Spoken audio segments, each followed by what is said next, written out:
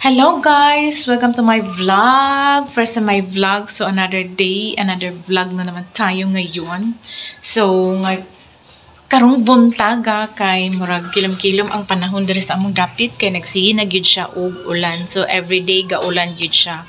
But thankful pagyapon kay at least man lang dili bitaw kusog ang hangin. Gaulan siya pero dili kusog ang hangin. Dili pareha adtong mga niaging adlaw nga Ginoo ko nang lupad gayud ang among kaning mga sanga sa kahoy sa atubangan sa among balay. So which is nag-clean up drive gayud kami og pagkahuman sa clean up drive, kamulong clean up drive together with Mother Dear is nahulugan pagyud ko og sanga pertig yung sakita sa akong ulo no, pero dili ko sure kung nabay lagom nga akong ulo kay naadyoy aside sa kaning bruises nga nadri sa akong kilid naa pagyud siya lagom. Dili man makita ang lagom no o kana o lagom gid na siya guys. O lagom gina siya sa akong nahulugan nga kahoy nga kamulo ko nga clean up drive atong panahon na together with Mother Dear. So how much more na lang diri sa akong ulo no. So dili maguna ko siya makita pero so far wala man pud koy kanang ginabati pud nga mga simptomas. Charot, simba ko lang pala yun, di ba? Okay, so mag-ampo lang kita sa Ginoo nga okay nga wala gito siya lagom. Pero murag diri ra gyud siya na bagsak nga na feel gyud ako insigida ang kasakit diri sa akong bruises o katong lagom na ko diri, o di ba? So muna siya. So as usual, walang masyadong tao dito sa bahay kasi it's weekday. So, today is Thursday. So, as usual na naman tayo sa ating mga gawaing bahay to maintain the cleanliness and everything dito sa bahay. So, nakatiwangwang pa ang aking gas range kasi nililinisan ko yan siya sa loob. So, hindi pa kasi ako tapos maglinis. At saka, itong aming mga leftover na food, ibigay ko na ito sa aming aso. Aray ko. Nahihirapan talaga ako sa aming cortina dyan papunta sa aming kusina. So, ayan. Half ng maliit na planganeta. O, diba? Aray ko, aray ko. Butin lang open ang gate, hindi siya nakala kasi wala akong ay my god, may nagsasampay pala dito, baka madumihan, mahirap na, diba? Excuse me, okay.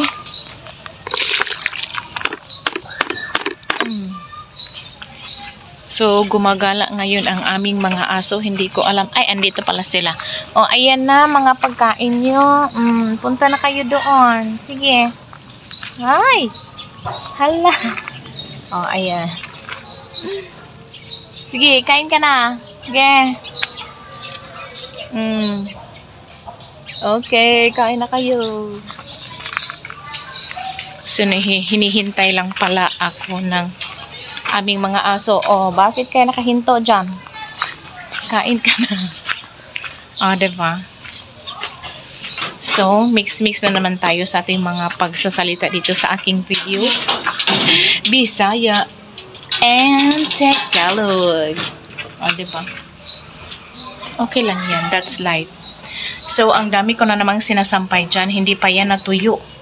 Kasi, alam mo naman ang weather ngayon. Parang merong bagyo. Diba? So, ayan. Okay, nakikita nyo ba? Ayan. Gusto ko sana siyang ilabas doon at isampay ko. Kaya lang, baka umuulan na naman. Diba?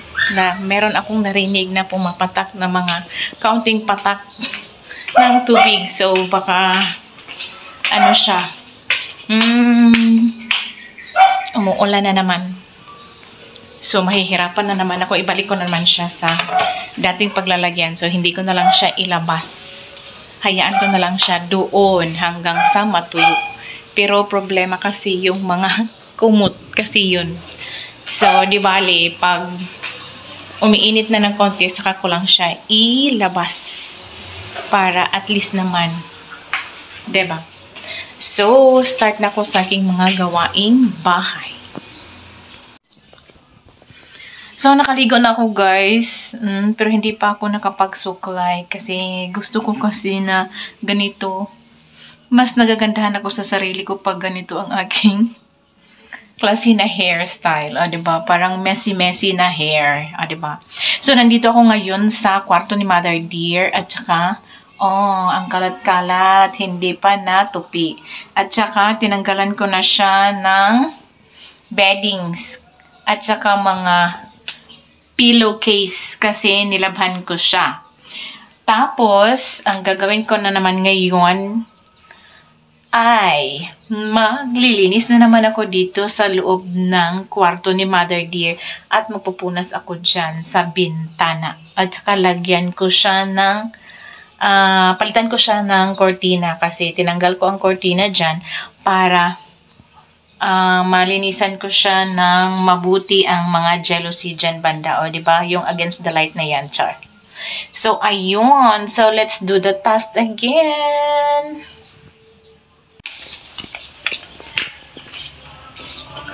Bumalik na ata si Haring Araw, guys. Unti-unti na siyang lumiwanag.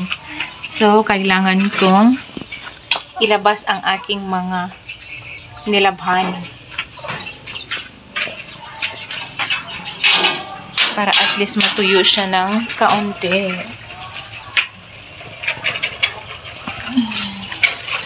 Teach us to trust in you. Parcel? Kang kinsa tag-iya? Sa Pia Grace. Ay, Ate Piang! Meron kang parcel! Saglit lang, ha? Nag-vlog man good ko. Ate! Na! Oh, kay naman ko'y kwarta. Wala!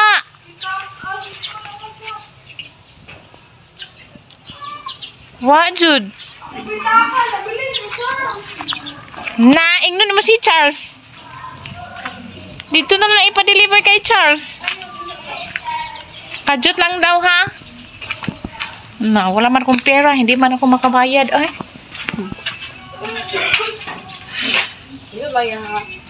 Wala ko 100. 100? 100 lang sa palito. 100. Gunitis, 100 ra. Ibalik naman sa ako, ha? Kaya ipalit na ako na og gasolito. Huy, ayaw, di ibutang. Ibutang to sa gawas. Halay? Oh. Ano ba ya?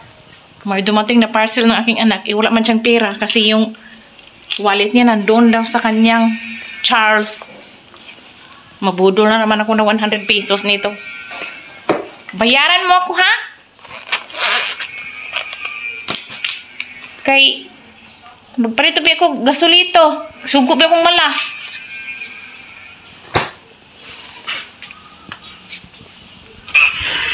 Ay, dalaga niya. Le, Ha? pulmas ako. Padulong ko siya. 100. Ay, 200 na nasa wallet na. Ibalik ginasa ko, 100 na? Oh, 100. Hindi ba yan, ha?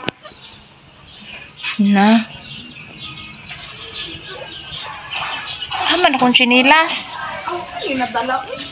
Ito na kayo, 200 na. Paano ba ako siya? Ha? Nawalay kwarta lagi. 200 ba? Wala. Wala, gani. Pwede, balik na ni mo yung hapon niya? Balikan lang ba din mo? Oh, sige, pwede. Unahan ako 100. Balikan lang ako. Oh, sige. 155. Oh, 155. Oh, sige, sige. Okay ra? Balikan ako, ha? Sir lang. Oh, pwede ra, sir lang. Thank you.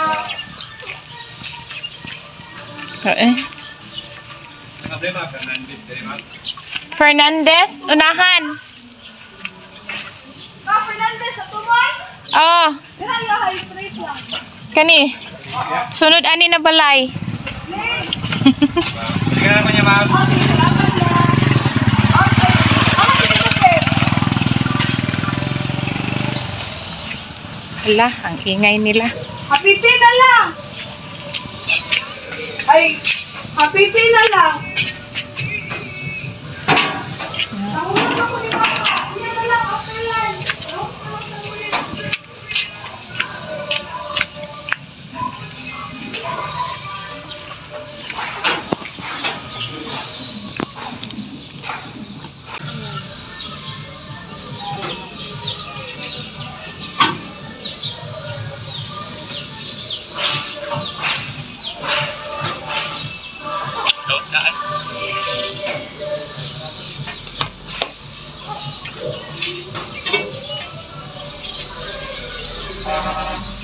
Magtanong ka kung ano niya, miss. Hindi ko sure. Hala. Pagkawas, jud ko.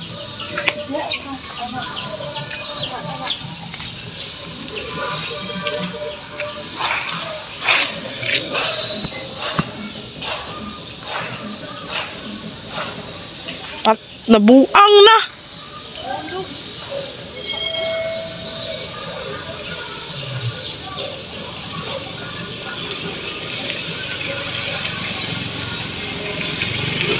Balik kaya kung bitakaon niya ha. Medyo ano. Pila ganyan nasa ko 200 ka no? Kasi? Dili eh.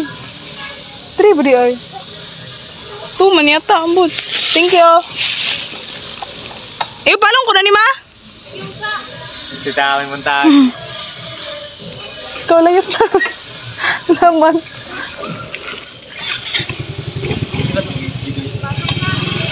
Ah, ano?